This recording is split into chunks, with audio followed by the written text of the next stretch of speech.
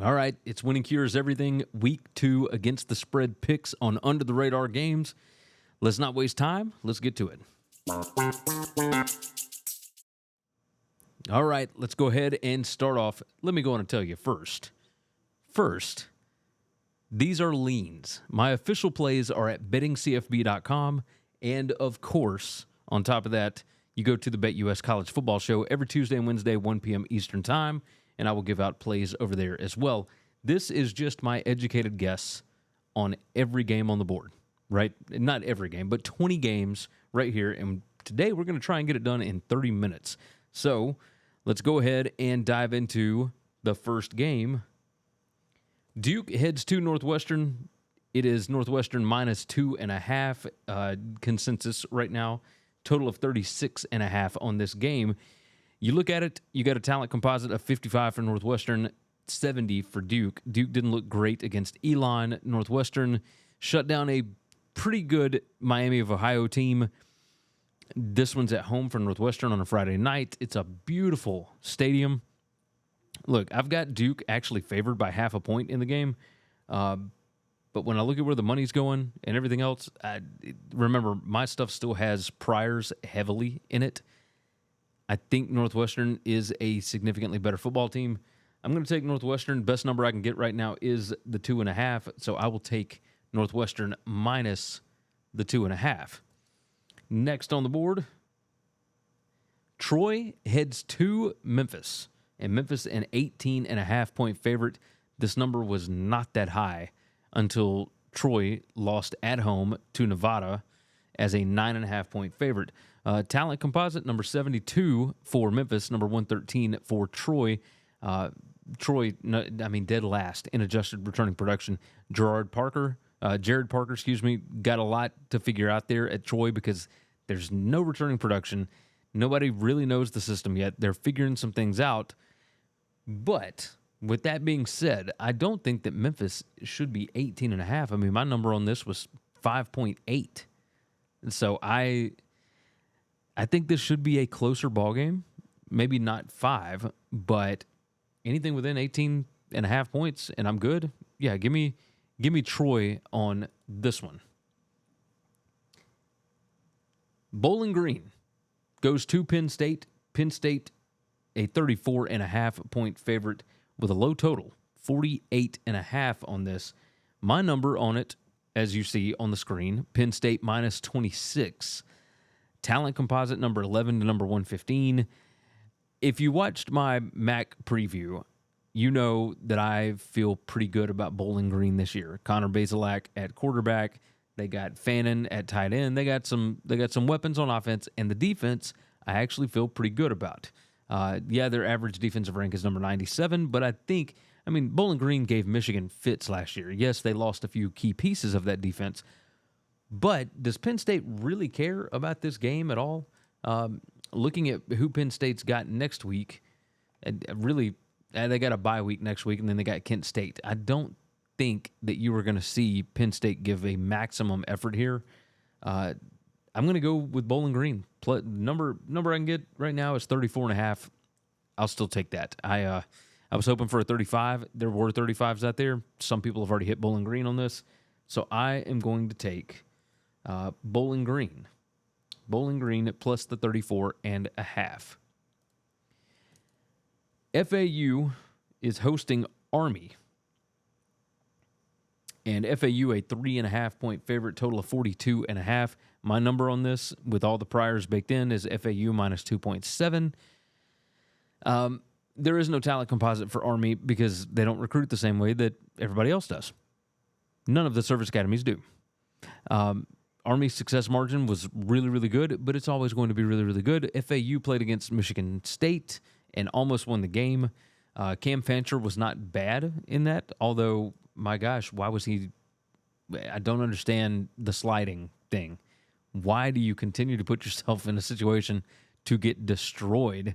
But either way, obviously you see a lot of red on the screen. That's not good, but I like what FAU's got in their starting 22. I feel good about this. I think FAU can slow down Army's offense. I like FAU at home. It's going to be foul weather from what I understand. I might be wrong. And no, it's not going to be foul. I think that's a different game I'm thinking of. Anyway, FAU minus 3.5. Money is headed that direction. The Sharps are headed that direction. I will also go that direction. I know my number says different, but it's not a ton off here.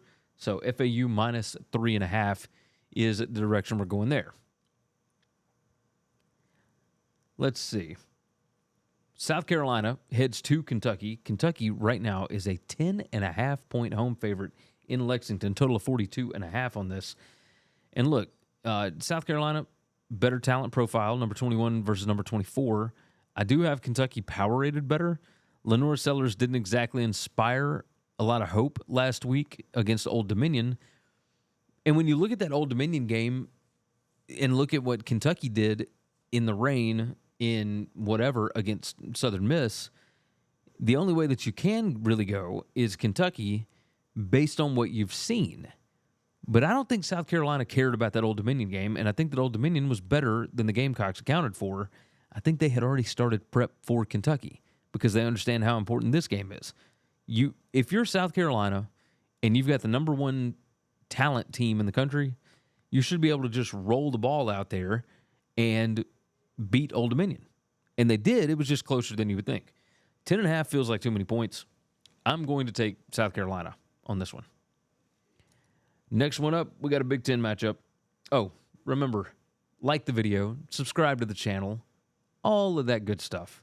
Do me that favor. And if you want to be a member, you get early picks, bonus content, etc. over at bettingcfb.com. I would certainly appreciate you supporting that. All right. Now, Michigan State heads to Maryland. Maryland is a 9.5-point favorite. Total is 44.5. And as you can see, I've got Maryland minus 9. That is with priors. That is with last week baked in, all that good stuff. Michigan State, better talent profile. But there's something about this Maryland defense. I feel good about Joe Rossi's defense as well for Michigan State. However, I don't know that they're going to be fully ready for this game. I think they've still got some kinks that they got to work out. Maryland, it's a full systems go here. And what Maryland did to UConn last week was, and granted, Michigan State is not UConn, but I do feel pretty good about this. So give me Maryland minus 8.5 at home. I think they probably win this by double digits. Michigan State still got some growing pains. Chemistry has to get worked out there. I feel good about them long term, but not this weekend. Louisville is taking on Jacksonville State. They're hosting the Gamecocks. And, that was rough. That was rough, Jacksonville State. Coastal Carolina absolutely took you behind the woodshed. That was not good. But if you look at the game script, also not great, right? Talent profile, way different for these two teams. Louisville, number 36, and Jacksonville State, number 127. Power rating, I've got Louisville in the top 25. I've got Jacksonville State, number 89. That's not good. It was bad all around for Jacksonville State last week. But you're giving me Rich Rodriguez as a 28.5-point dog. I'm going to have to take that. I feel like too many people think that Louisville is way better than maybe they really are. I've got Louisville minus 15 with all the priors baked in. So, you're talking 2 touchdowns worth of difference here. No, not all of my numbers are going to be completely right because my numbers have loved the G5 a lot this year. But I think I will take Jacksonville State as a lean in this game. Auburn is hosting Cal. And the Cal Bears are currently a 13.5-point road dog, total of 53.5 on that. This is another one of those situations where everybody saw Auburn go out and lay 70 on an FCS opponent. Alabama A&M is not very good. Cal still working through some stuff. Jaden Ott didn't look good at running back. I think he's going to look fine this week. I think Cal is going to be ready this week. Remember, it's later in the year that I don't feel good about Cal after they have all that travel and whatnot. Yes, this is a long way from Berkeley to Auburn, but I think that Cal, look at the ESPN strength of record already. Number 91 to number 35. I think Cal is a little bit better than we're giving them credit for. Give me Cal plus the 13.5 there. All right. UTSA heads to Texas State. Texas State, a 1.5-point favorite, total of 63.5 on this. And the talent composite is a big part of this. Number 67 for UTSA, number 99 for Texas State. This is a game that Texas State would love to have. They would love to have it.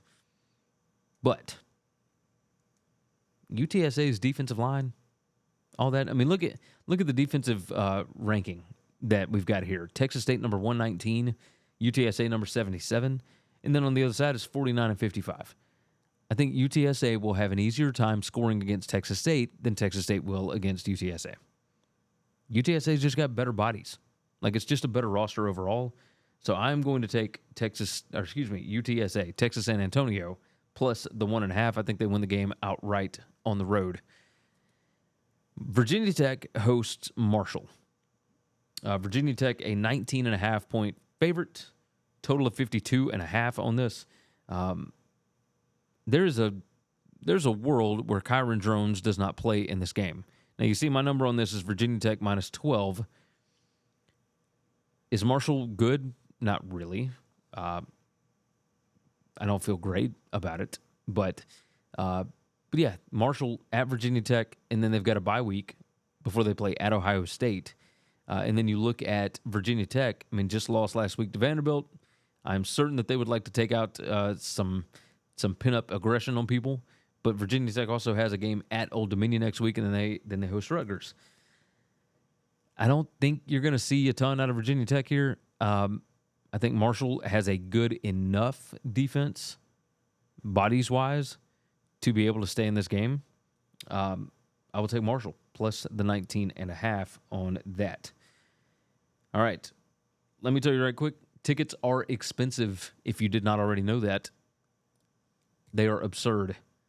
And if you want to go see a show, which I'm sure some of you do, some of you want to go to concerts. Some of you go, like I'm taking the boy to go see WWE, right? All of these things are expensive. It is absurd. So why not save a little bit of money?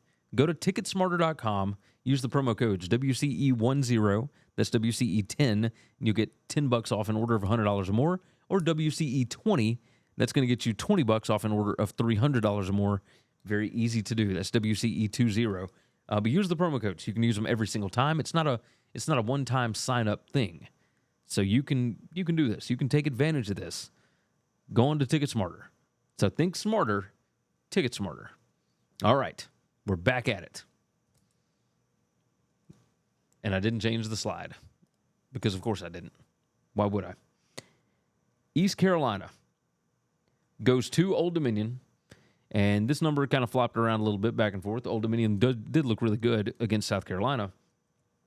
East Carolina is a 2.5-point road favorite here, total of 55.5. And I have gone back and forth on this game. I've actually got Old Dominion favored in the game by 1.38. I don't know what to make of that. East Carolina's got way more talent. I like Jay Garcia at quarterback. I think, and granted, they did play a different caliber opponent than Old Dominion. That's okay. So what I'm going to do is I'm going to go Old Dominion at home. Now, this is going away from, and the best number I can get is a 2.5. So Old Dominion plus 2.5. I think they'll win the game outright. I feel good about Old Dominion. East Carolina, yeah, they looked really good against a weak team last week. I mean, they won going away, and that was Norfolk State. And they were like -4 in turnovers. Like, they could have scored even more. You do those kind of turnovers in a game like this, and you could be in trouble. Like, is that a sign of, that was just the ball bouncing funny, or was there something more to it? I will take Old Dominion plus 2.5. That goes against my season win total of under 4.5 for Old Dominion, but I don't care. I would rather be right here as opposed to right later. So, excuse me. Okay, we got 9 more games that we got to hit, so let's keep it rolling. UCF is hosting Sam Houston State. UCF is a 22.5-point favorite, total of 57.5 on this one. Everybody it feels like, is betting Sam Houston in the spot. And I'm going to fall into that trap. My number on this says it should be 17. Casey Keeler looked fantastic with that bunch last week when they just beat up on Rice. Just owned them last week. I don't think they can do that to UCF. I mean, you see the talent difference, number 32 to number 114. I think Sam Houston can slow this game down quite a bit. I saw some mistakes out of UCF. It's like they don't quite have that offense down yet. Obviously, I think they're going to work on that. But I do think Sam Houston, a really well-developed, very disciplined football program, I think they can keep this thing within the number. Best number I could get was Sam Houston plus 23. That is what I'm going to do. So give me the Bearcats with a K at plus 23 on that. All right. San Jose State taking on Air Force. Air Force, a 6.5-point favorite, total of 46.5. My number on this is actually Air Force minus about 3 3/4, somewhere around there. There is no talent composite for Air Force because, again, service academies recruit differently than everybody else. San Jose State, not a lot of talent here, but they did look pretty good in their game against Sacramento State. I do wonder, because I did not have them rated very highly. I think Air Force is going to go through some growing pains, but this is the same Air Force that you're always going to get out of Troy Calhoun. The difference here is Ken Niumatalolo, right? So they're running basically what Nick Rolovich used to run at Hawaii, and when he got to Washington State, that's the kind of offense that they're trying to run at San Jose State with Craig Stutzman. It's going to take a little bit for that as well. But as far as the defense is concerned, I mean, Ken's a triple guy. And now, I mean, Air Force and Navy games were always relatively close. There was a few blowouts here and there, but Ken knows this offense. I think that he and Derek Odom will be able to scheme up something to be able to slow down Air Force a little bit, especially with some new pieces. 6.5 feels like too many. Feels like too many. So I'm going to take San Jose State plus the 6.5. That's the best number I could get right now. But if that thing hits 7, you can bet I'm going to be having an official play on betting CFB. But yes, bettingcfb.com for the official stuff, as always. Moving right along. Tulsa heads to Arkansas State. They're going to play in Jonesboro. That number is up to 7.5 now. Total of 65.5. And, yeah, I mean, talent composite. Arkansas State should have a talent composite. My numbers might be a little goofy. Anyway, so Kevin Wilson, I believe, can coach. I know that's setting the bar low, but I think he's a pretty good offensive coach. Butch Jones had to deal with Central Arkansas last week. It probably should have lost the game. But Central Arkansas has got a stud quarterback that's probably going to be playing FBS next year, so is what it is. Steve Spurrier Jr. is the offensive coordinator for Tulsa. These two teams I've got fairly close as far as their power rating. A lot of adjusted returning production for Arkansas State. I believe 7.5 is too many. Give me Tulsa.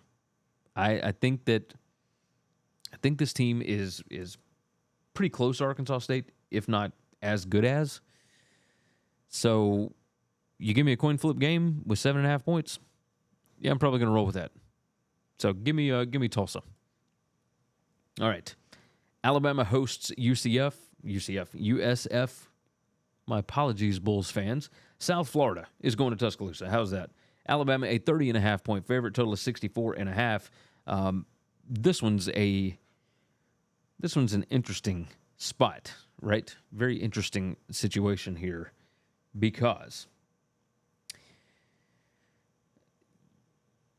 Alabama has Wisconsin next week. But this was a 17-3 game last year. And this is a game that the opponent showed that they can stick around with Alabama.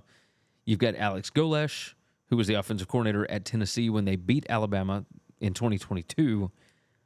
Golesh's offense, along with Byron Brown, is insane. Byron Brown is the quarterback for the Bulls. You would think just based on situation, everything else, that I would roll with South Florida. But that Alabama team, I mean, the offense is so explosive. There are so many pieces. And they're going to want to make sure, it seems like from everything that I have heard from the players this week, they want to make sure that there is no question that there is a big difference between Alabama and South Florida. The South Florida defense is a problem. That's going to be the issue. So I would expect a lot of points, but also I think Alabama's going to cover the spread. Give me Bama minus 30.5 to cover at home against South Florida. I think Alabama's going to be the most explosive team in the country this year because of Jalen Milroe, what he can do running the ball. And, I mean, that Ryan Williams kid is something else. He is something else. You got Kobe Prentice. You got other guys as well. There are weapons all over that team. Kalen DeBoer having that much talent to work with. Yikes. Yikes indeed. Okay. Like the video, subscribe to the channel if you have not already. And, of course, check out bettingcfb.com and the BetUS College Football Show. I got a lot of different things. And don't forget about 3 Dog Thursday. I don't know if I'm going to be on or if TJ's doing something with somebody else. I don't know.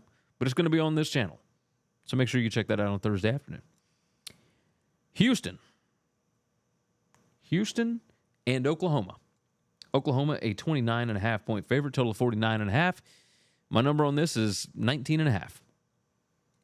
But boy, I've got a lot of priors baked into this thing. And Houston looked absolutely dreadful at home against UNLV. They lost by 20 in that spot. So now you got to go to Oklahoma, who didn't look all that great at first against Temple, but still covered 42.5 or 43, whatever it was. Houston is better than Temple. I know that. But I do think this Houston offense cannot score. And when you got guys like Danny Stutzman and whoever else on that defense, Willie Fritz has got a lot of rebuilding to do. This is absolutely a year zero situation at Houston. He is going to have to rebuild this entire program. It's going to take some time.